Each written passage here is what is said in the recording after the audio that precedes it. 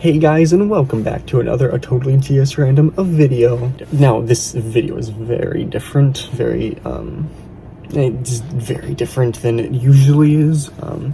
I'm going to be reading, this short story that I actually wrote. I'm in a creative writing class, and so we've been writing short stories a lot, and I wrote this one today. I think it's kind of cool. Get to do a wee bit of a British accent. Not really a wee bit, but this will be me for the most part of the entire video.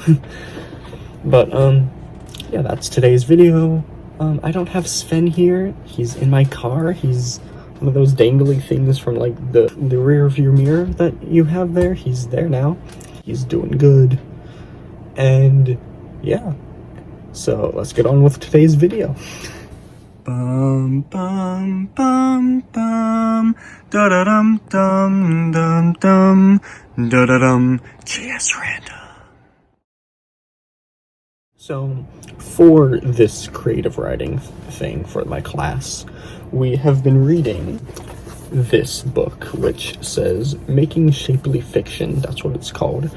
So, different shapes that we've learned about each week are the way we're going to write our stories, and it's really good so far. I really enjoy it. So today's writing prompt is called Gathering, which is very simple. It's just write a story about a character in a group setting, like at a party or something, and just kind of like talk about how they're seeing things, what they're thinking about, but mainly have them kind of eavesdrop a lot onto the conversations or whatever, and it just works. It's cool. I like this one. Mine specifically, I wrote about a man in the 1850s, where he's part of this society of explorers. He's been invited to this society, and he's just learning things. Ever hears people talking about how certain things in the society are fake, and now he's interested in this, and so that's this short story. It's very short. It's like 900-ish words. So, but let's get on with it. Writing our society. The year was 1852, and I, Henry Havington, was invited to join the Society's Discovery Day, a yearly meeting of all the world's explorers in the Society to learn about what they've discovered. I was accompanied by Clovdy von Alexandrov. I will have trouble pronouncing his name. I just like his name. He has a hard name to say. But he was a boastful Russian who always exaggerated the truth, and by exaggeration, I mean completely lying about his adventures. Although it's quite ironic that his first name literally means lame. Henry, he barked. Welcome to society. Many great explorers come here, but none as great as Clovdy von Alexandrov. He was always boasting his ego. When we arrived at the meeting room, there were several dozen men already inside, along with a handful of women. Strange, being the first conversation I overheard was about the women. I do not understand why these women are here. You're quite right, my good sir. They have nothing they've contributed to the society. Plus, they're women. They don't belong here. Remember, this was the 1800s, so it's a little different than modern-day society. But suddenly, one of the ladies butted in. This is Discovery Day, is it not? It seems we have discovered your little gathering. She chortled and strutted off. I never knew a woman could have such flamboyancy. I stood there, looking around at the room's vast selection of decor.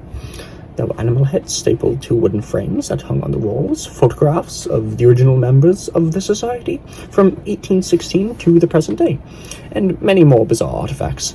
Quite honestly, none of them seemed real. Oliver Trout, my thoughts were loudly interrupted by von Alexandrov's booming voice.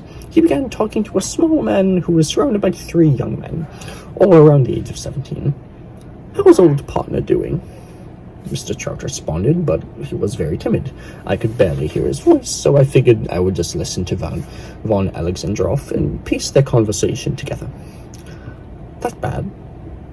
Trout mumbling. Does Comrade need help? Trout, mumbling. There was a slight pause, then much more quietly, almost as a hushed whisper. What do you mean artifacts fake? I was not expecting this type of response, so I did what any well-versed man would do, grab a glass of whiskey from the drink table and move in closer.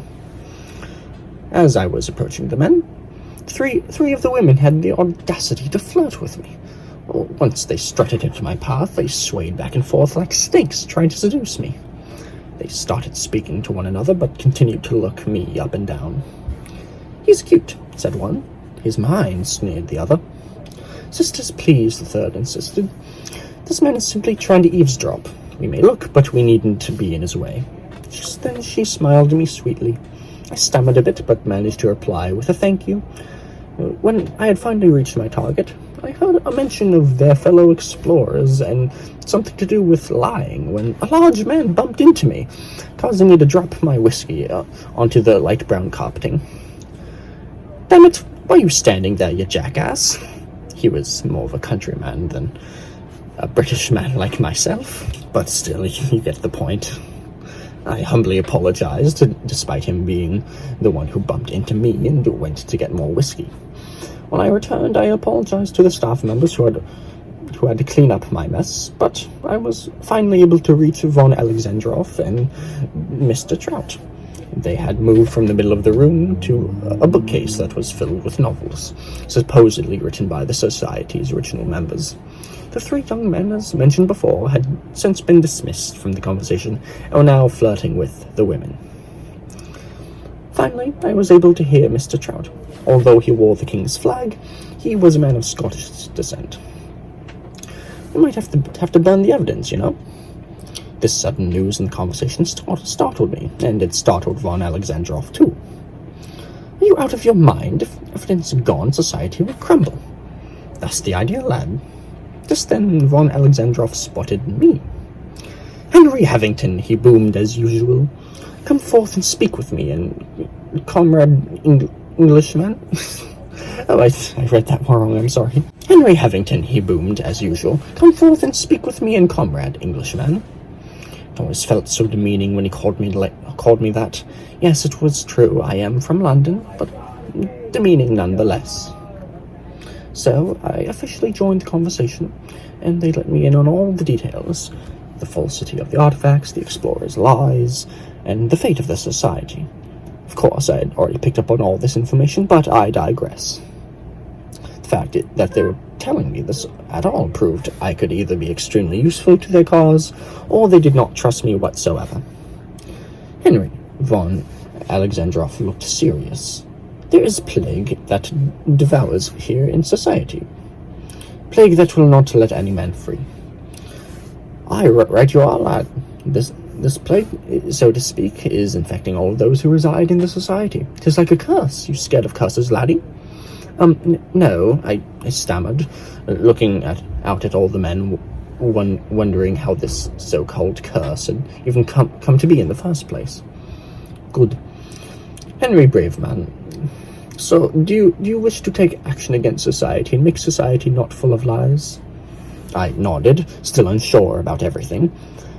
There were men brushing off the women, saying how they were already married to adventure, and others hiding their secrets very close to one another, and some were just drinking and boasting about all their adventures. Seeing men act this way had me chuffed to bits.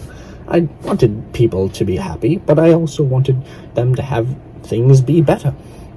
This gathering, for those who actually cared about it in the first place, deserved a better place to come together and enjoy the authenticity of their society. Right then, let's get started.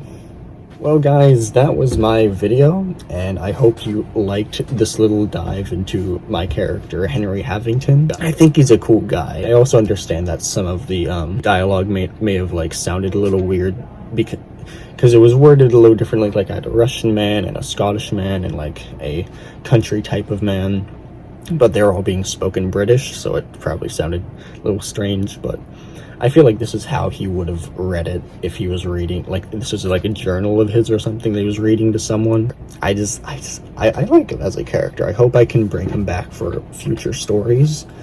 And maybe with my final presentation, whatever it may be, if we're writing like a long story or something, at the end of the year, maybe he'll return. I do like him a lot, and I feel like I could really add on to this story and just make it really big. I hope you guys have enjoyed today's video. Very random, but that's the point of the channel, GSRandom vids. Y'all know the drill at this point. I mean, I just released a YouTube short the other day, like, whoa, that's crazy, man. But yeah, that's about it, and I'll see you guys in the next totally GSRandom video. Thanks for watching. Subscribe for more Sven. Bum bum bum bum da da dum dum dum dum da da dum GSRandom.